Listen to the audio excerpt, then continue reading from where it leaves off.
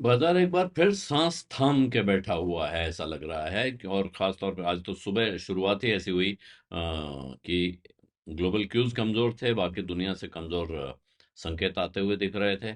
और विदेशी निवेशकों की बिकवाली बिल्कुल, मतलब जिसको कहते हैं ना, बेरोक टोक जारी है। वो कोई उसमें ऐसा दुविधा का चिन्ह नहीं दिख रहा है कि वो ब्रेक लगाने के, वापस लौटने के मूड में दिख रहे हैं। और इस वजह से भारत में कह सकते हैं कि शेयर बाजार में अब सांस थामने वाला, कि एकदम सतर्क हो जाएं कि आगे क्या होने जा रहा है, उस मूड में बाजार दिखाई पड़ा।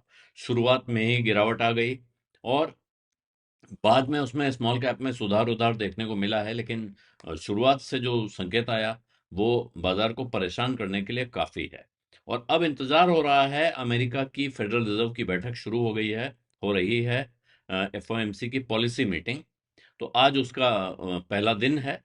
वहां से अब उम्मीद की जा रही है कि नया संकेत आएगा, न सिर्फ अमेरिकी बाजार के लिए बल्कि बाकी दुनिया के बाजारों के लिए। और उसका असर फिर भारत के बाजार पर पड़ना भी तय है। तो सेंसेक्स और निफ्टी दोनों काफी तेजी से गिरे सुबह सुबह ही। और वजह यही है, विदेशी जो संकेत हैं, क्यूज हैं, वो कमजोर थे।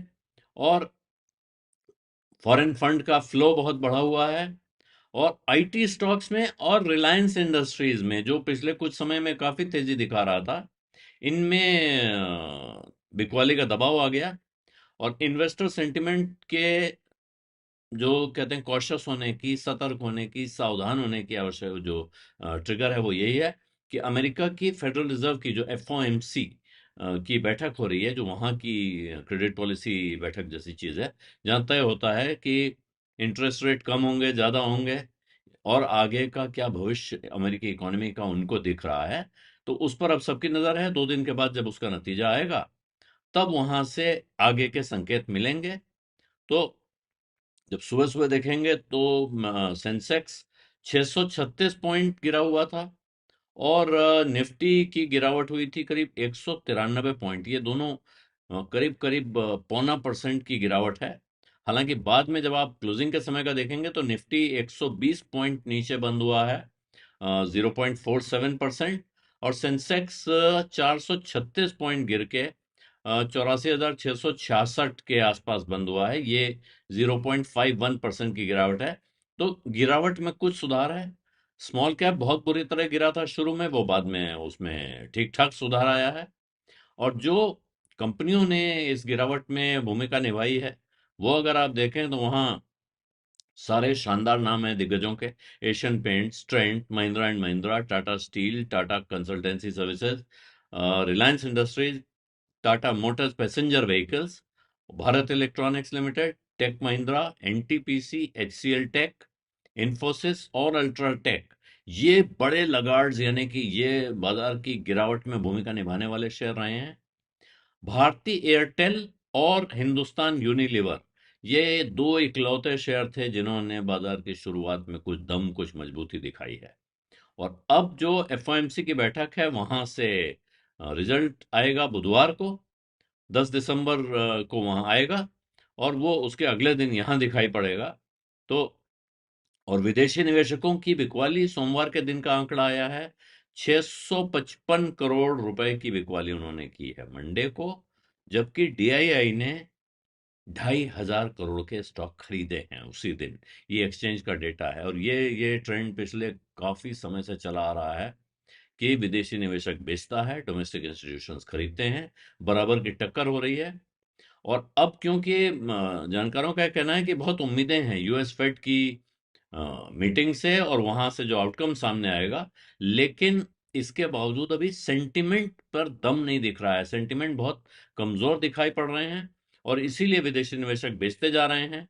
रुपए की जो कमजोरी है, जो $90 के पार, $90 के आसपास वो पहुंच, ₹90 पर डॉलर के आसपास जो वो पहुंच गया है।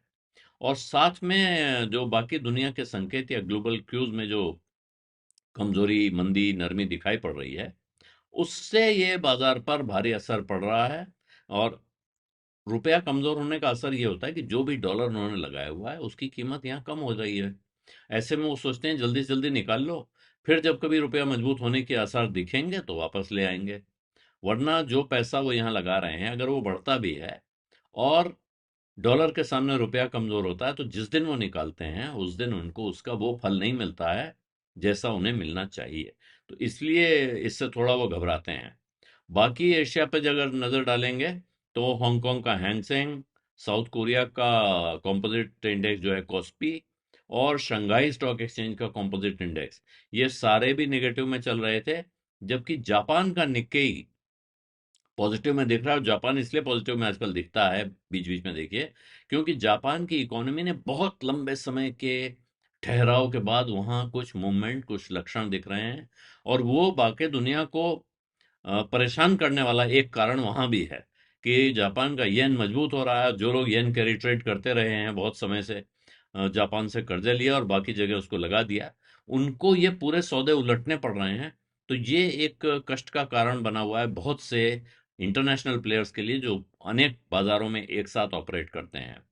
उधर पीछे अमेरिकी मार्केट भी नीचे ही गिर के बंद हुआ था, क्योंकि वहां भी इन्वेस्टर कॉशियस हैं जैसे बाकी दुनिया में दिख रहे हैं, और बल्कि कहिए तो वहां कॉशियस हैं, इसीलिए उसका असर बाकी दुनिया के बाजारों में दिखाई पड़ रहा है।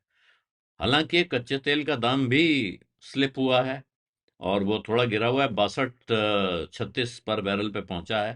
तो ये एक तो भारत के लिए अच्छी खबर होती है जैसे ही कच्चे तेल का दाम कम होता है। लेकिन क्योंकि बाकी सब कुछ भी ठंडा पड़ा हुआ है, तो ऐसे में वो अच्छी खबर भी बहुत अच्छी रह नहीं जाती है। और अब जैसा ने कि इंडेक्स जो है बीएसई 609 पॉइंट पे बंद हुआ, 609 पॉइंट गिर के 85,102 पर मंडे को बंद हुआ था। और उसने अपनी 2 दिन की गेनिंग स्ट्रीक खराब की थी। निफ्टी 225 पॉइंट नीचे बंद हुआ था। तो यहां से अब कुछ सुधार जरूर दिख रहा है। अंत में आते आते जब बाजार बंद हुआ है, उस वक्त चीजें वहां उतनी बुरी नहीं थी जितनी बुरी शुरुआत में लग रही थी। लेकिन यहां से आगे क्या अब एक नया रिवाइवल देखने को मिल रहा है? क्या ये बाजार में पैसा लगाने का बहुत अच्छा मौका है? इन सब सवालों के जवाब इस वक्त शायद कोई नहीं दे पाएगा, और किसी भी वक्त इस सवाल का जवाब कोई नहीं दे पाता है। लेकिन जो समझदार लोग हैं वो बाजार में जिस मंत्र का पालन करते हैं वो ये है कि आप अपनी फाइनेंशियल रिक्वायरमेंट्स के हिसाब से, आप अपने फाइनेंशियल गोल्स के हिसाब से इस बाजार में पैसा अगर लगाते रहेंगे नियमित रूप से, अनुशासित तरीके से, या एसआईपी करते रहेंगे, और जब जरूरत पड़ेगी तभी पैसा निकालेंगे, सिर्फ इस चीज का दाम बढ़ गया है इसलिए बेच देते हैं, इसका दाम कम हो गया इसलिए खरीद लेते हैं, इस माया से दूर रहते हैं, तो आप फायदे में रहेंगे लंबे दौर में। और अगर आप बहुत जल्दी जल्दी फैसले करते रहेंगे, बाजार में आज क्या हुआ देखेंगे और उस हिसाब से कूदते रहेंगे, तो फिर मुश्किल में फंस सकते हैं। इसीलिए ज्यादातर लोग जिनको बाजार की बहुत अच्छी समझ नहीं है, उनके लिए सलाह यही दी जाती है कि आप अपना दिमाग लगाने की जगह किसी भरोसेमंद एडवाइजर की सलाह लीजिए, उसके भरोसे रहिए। और अगर कुछ नहीं सूझता है तो फिर इंडेक्स फंड में थोड़ा थोड़ा पैसा लगाते रहिए। वो आगे चल के जिस दिन आपको रिटर्न देगा, तब आपको समझ में आ जाएगा कि अनुशासन कितने काम की चीज होता है। बिजनेस में आज इतना ही है, इजाजत दीजिए। धन्यवाद, नमस्कार।